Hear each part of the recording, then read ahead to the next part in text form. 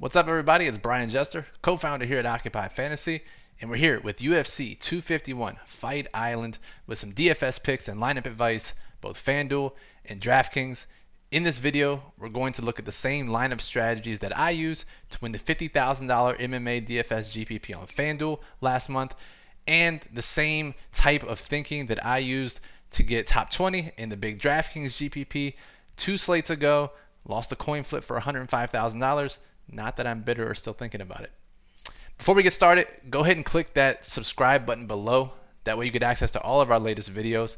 Give us a thumbs up if you like this video, and comment below if you have any questions about this slate, about DFS in general, how to play UFC DFS.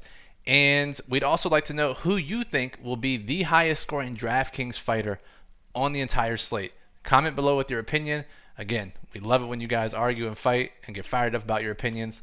So be sure to let your voice be heard in those comment sections below. All right, so in this video, we're going to take a look at using the Occupy model, projected ownership, lineup strategies that we've developed for MMA DFS, the betting markets, to look at the top plays, look at the title fights, and look at roster construction strategies that you'll need in order to be successful in any contest type that you enter for Saturday slate. Now, we are recording this here on Friday afternoon around noon Eastern, and the slate starts Saturday afternoon, so fingers crossed that there are no cancellations or changes. But our Occupy model, our real-time player dashboard that ranks every fighter on the slate for both FanDuel and DraftKings, and this will be updated continuously, both the metrics and projected ownership until the slate begins Saturday afternoon. For those of you who are unfamiliar or you forgot, it's okay. Our fighters are ranked by OF Index, which is our proprietary metric, and the best way I can explain this formula is not only does it look at over 50 different metrics to rank these fighters, but the best way to explain it is it looks at the probability that a fighter will win times the probability that they will be in the optimal lineup if they win. So it looks at upside plus likelihood. And so we've seen in the past where, let's say, a minus 115 favorite is at the top of the model. Doesn't mean you should go all in on this fighter. It just means that he will likely be in the optimal lineup if he wins that fight. The same thing if we see an underdog in the top half of the model. It doesn't mean we're expecting him to win a great amount of times in this matchup. It just means that if they win, they're going to be a top 6 scorer. They're going to be in a tournament winning lineup. So something to keep in mind. So what we'll do here, I think we'll start by looking at the slate from the top down, because it's 26 fighters, 13 fights, the most we've seen in a while for UFC DFS, and we have 3 title fights. All of the recent slates have been 1 title fight, 5-round fights.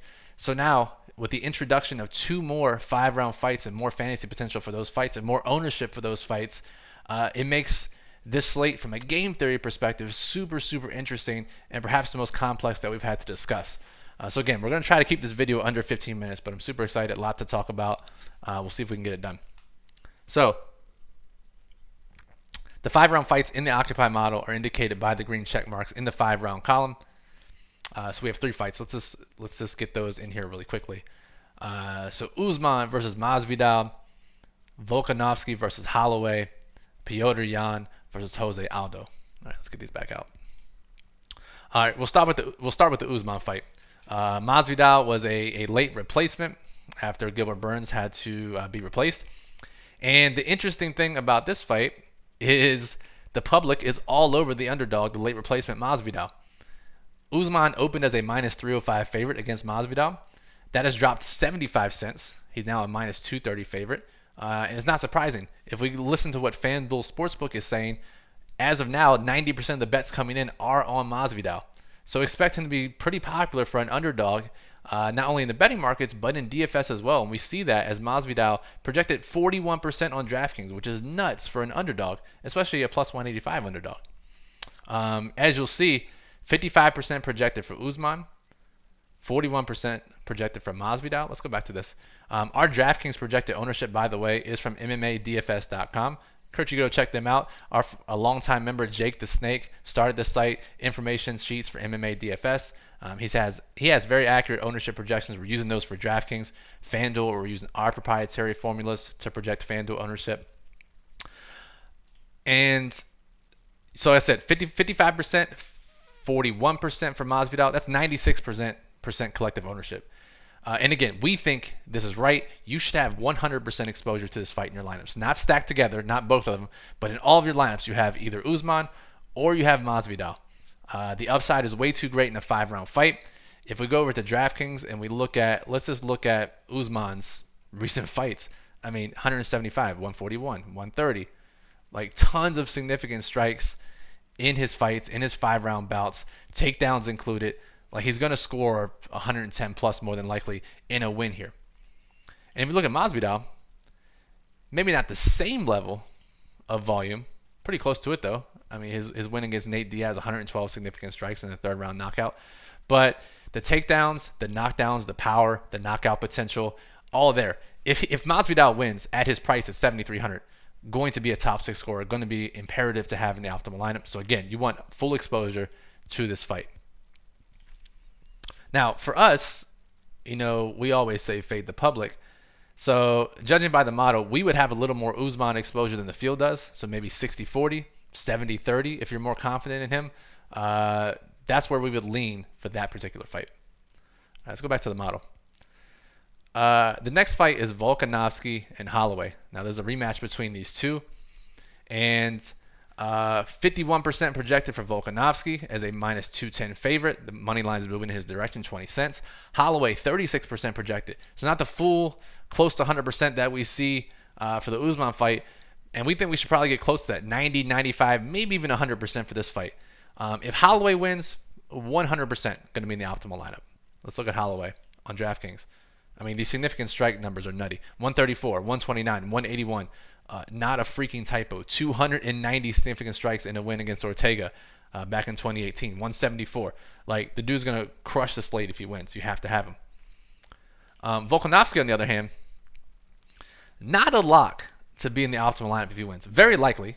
I mean, pretty likely going to score 100 points in a win. Maybe more. I mean, his last 5-round fight against Holloway notched 109 DraftKings points without a KO, without a knockdown, no takedowns. The issue with Volkanovski is there are other great fighters in his range. Petr Yan, Ribas, Namajunas, Rosa, and of course Usman. All these fighters have the potential to score 110 plus. So there is a possibility where Volkanovski wins, doesn't get a KO and tons of significant strikes, scores 100 points, but still doesn't end up in the optimal lineup. So for that reason, we would go a little bit less on him and not full 100% to this fight, because that's a situation where he would not be in the optimal. There are certainly outcomes where that happens. So that's the reason we would not go full all in on this particular fight in your lineups, but 80 to 90% certainly looks likely. The one thing we haven't talked about yet is the difference between DraftKings and FanDuel's ownership and their salaries. I have to praise FanDuel here. They've done a great job of pricing these title fights, especially the underdogs.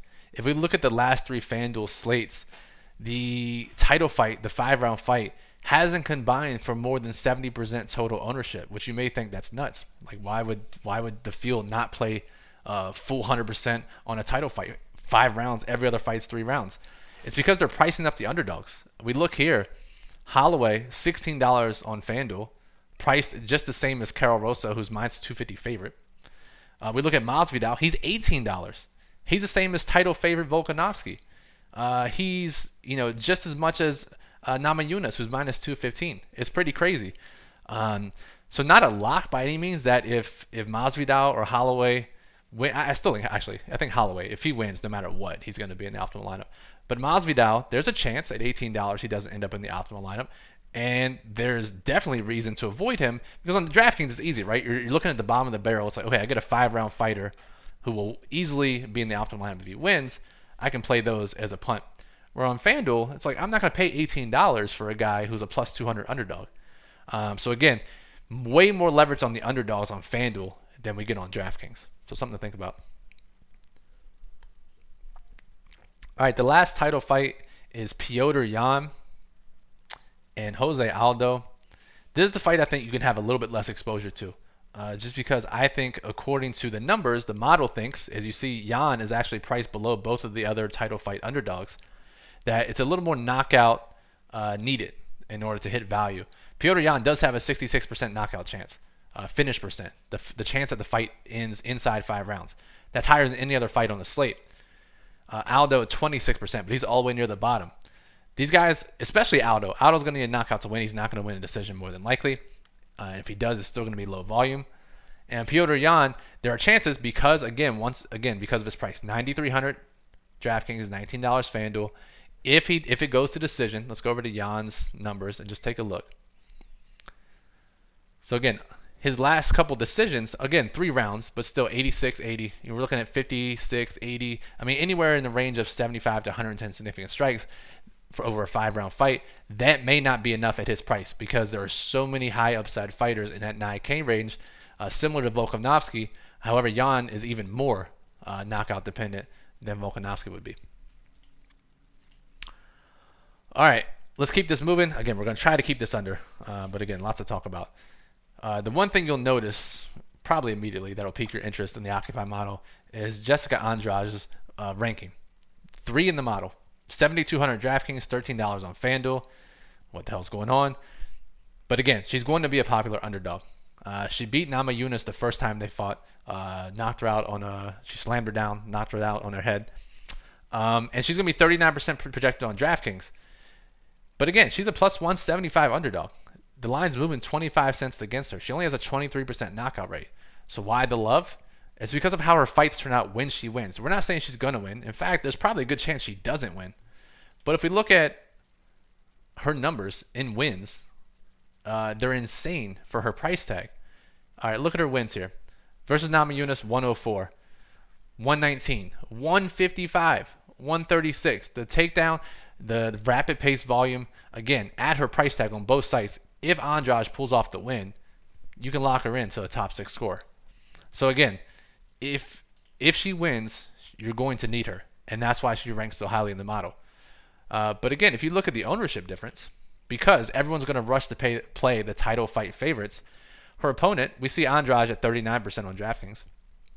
We see Nama Yunus at 20%, literally double.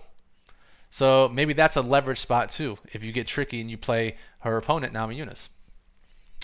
The other fighter in a similar situation, except her opponent isn't nearly in as good of a spot as Andrade, is Karol Rosa.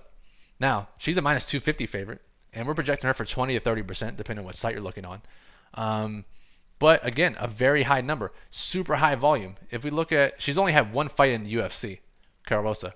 But in that fight, she just stood and traded blows, and 171 significant strikes led to a 126-point decision on DraftKings.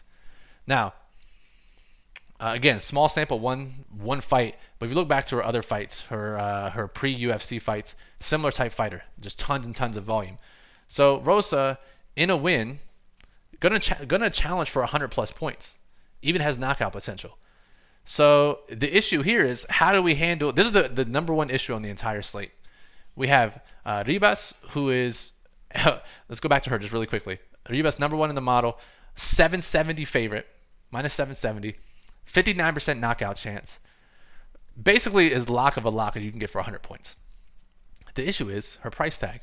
And the issue is her upside. She doesn't have upside like USMAN. She doesn't have an upside like Volkanovski or even Petr Yan in some sense, because they're going 5 rounds. She's only fighting 3. So that's the issue, and that's the all-important question you have to face on this slate. Let's go back to DraftKings. Ribas at 9,500, Yan at 93, Rosa 92, Volkanovski 91, Nama Yunus 9, USMAN 89. These 6 fighters. Most people aren't going to play Ribas, Rosa, or Nama Yunus over Yan, Volkanovski, or USMAN because of the title fight, and for good reason. In a vacuum, a medium outcome, that's going to be the case. But in a tournament, we're looking for chaos. We're looking for ranges of outcomes. There are scenarios, if USMAN loses, if all 3 title fights lose, God forbid that happens, it may happen, who knows. If Volkanovski doesn't top 110 points in a decision, if Yan goes to decision, doesn't get a KO, we could easily see Ribas or Rosa or Nama Yunus take them over as a top fighter on the slate. So, again, you're making tournament lineups. It's going to feel very uncomfortable not to use a title favorite, especially in favor of a 3-round fighter. But all these fighters have upside, and if you're making tournament lineups and you feel comfortable, you're doing it the wrong way. If you make a GPP lineup and you put it in, you're like, I feel good about every single spot here. That is 100% the wrong lineup. All your GPP lineups, your high risk lineups, should have at least some element of uncertainty, uneasiness when you click that button. You're like, fuck, this looks terrible. I don't know. But that's how your lineup should be. And playing someone like Ribas or Rosa or Namajunas over these title fighters can get you there. All right. Said enough Spanish names to start. So let's see if we can move on and talk about some other fights just really quickly. Fights that can cause chaos. Let's go to the model. These are fighters that rank, both fighters in the fight rank in the bottom half of the model, and there's expected to be low volume, but a knockout could change the slate, swing the slate in some way or the other. The first one we're looking at is Uzdemir. Where is he? Vulcan, bottom half of the model, against Prohashka, which is, according to my thorough research, how you pronounce these names. Low volume, but again, these have knockout percent chances. Vulcan, let's see if you scroll down so you can see it. 52% for Vulcan. Yuri, 32%.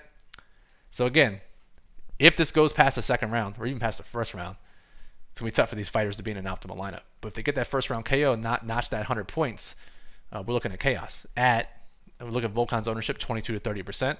I mean, Yuri's 30 to 15%, depending on which site. The other fights that have low volume chaos KO upside that you need is this Santos fight. Not Santos, Dos Santos. Sorry, excuse me. Right here versus Salikov. Look, 31%, and we see Salikov. Where is he? 39%. So combined 70% chance there. Santos and Bogatov. Low volume and relatively low, but Santos 44% KO percent chance. But again, gonna need a knockout there more than likely. Zhumagulov right here, double Z's against Paiva. Low knockout percent chance, but if they get it, it's gonna break the slate. And then we have this other fight, which has a very wide range of outcomes. We could see low volume, we could see tons of takedowns, we could see knockouts, we could see heavy significant strikes. None of this would surprise me. And that's the kind of fight that can be interesting to approach in a high-risk contest. And that fight is the Danny Henry and Amirkhani fight. So yeah, we see Henry at 77 OF index, which is in the top half of the model, as is Amirkhani. So our model likes it from a volume upside perspective. And we see Amirkhani 17% DraftKings, Henry 19%. So just from a low own perspective and a model leverage perspective, this could be a fight to target, help you lower some of that ownership in your lineup. All right. Okay, some more water here. Not tap water. For those of you wondering, you Occupy members wondering, not tap water. So what we have to think about here is let's continue with DraftKings, and we'll hop over to FanDuel for strategy there. You're playing the Millionaire Maker on DraftKings. You're playing high-risk contests. You're playing big satellites. You're playing single entry GPPs, whatever it may be, leagues over there. We can't get too chalk heavy.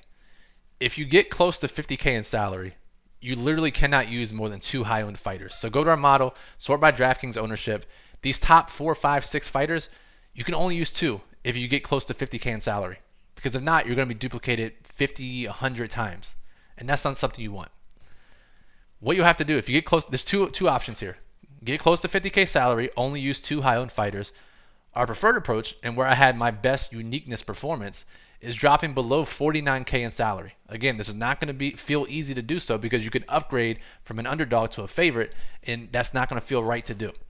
But leave at least $1,000 in salary on the table and use 3 high-owned fighters. That makes it a little easier to do. But again, you're going to have to, let's just say, this is just a very quick example. Let's just say you want all 3 title favorites. USMAN, Petr Yan, Volkanovski. That leaves you with 7,500 remaining. You would have to do something like, and this is going to look crazy, you can't even use Andrade here because she counts as a high-owned underdog.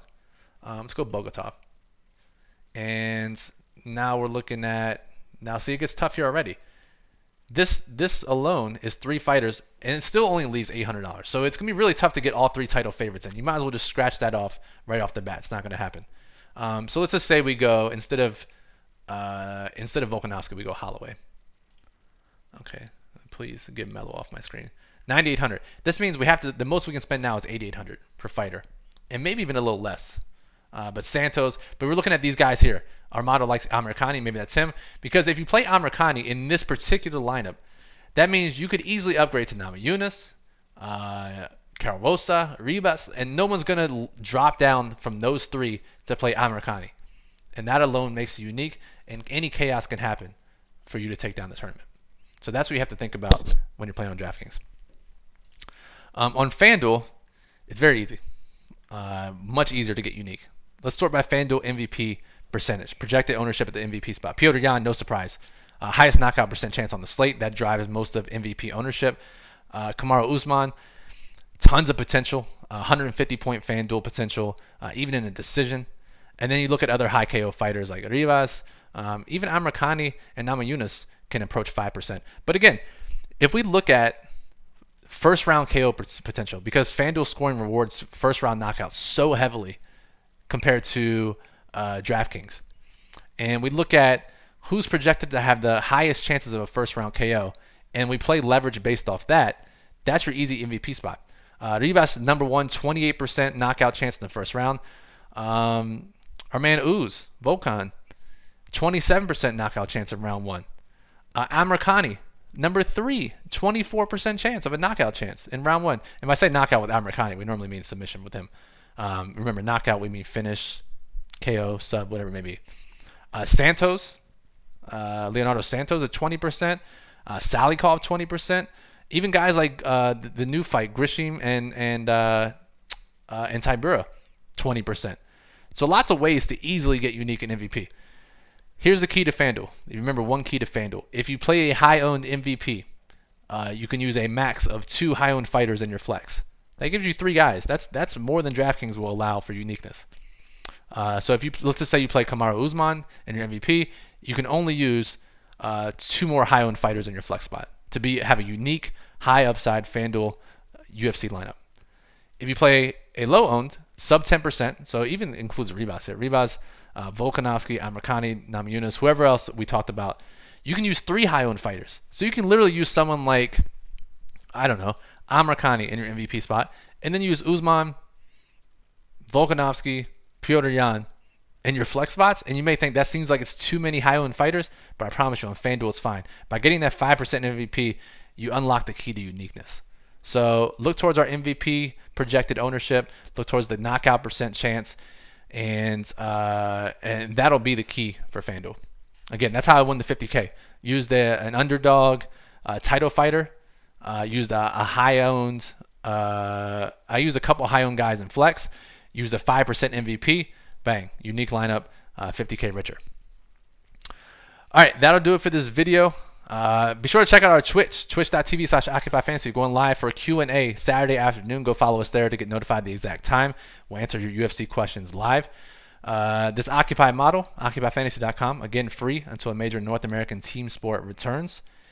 And I think that's all we have. Continue to check back as we'll continue to update these projected ownership numbers, and the OF index will continue to change as betting mods change and move over the next 24 hours. Again, any questions you have, hit us up below in the comments. Let us know who your top DraftKings play is below. And be sure to follow us on Twitter at Occupy Fantasy. Follow me at Brian Jester FF. One final request, click that subscribe button wherever it is on screen right now. We'd appreciate that. That way you get notified of our latest videos, and give us a thumbs up if you like this one. All right. Appreciate you listening. Good luck. Hope one of you take down the million on DraftKings.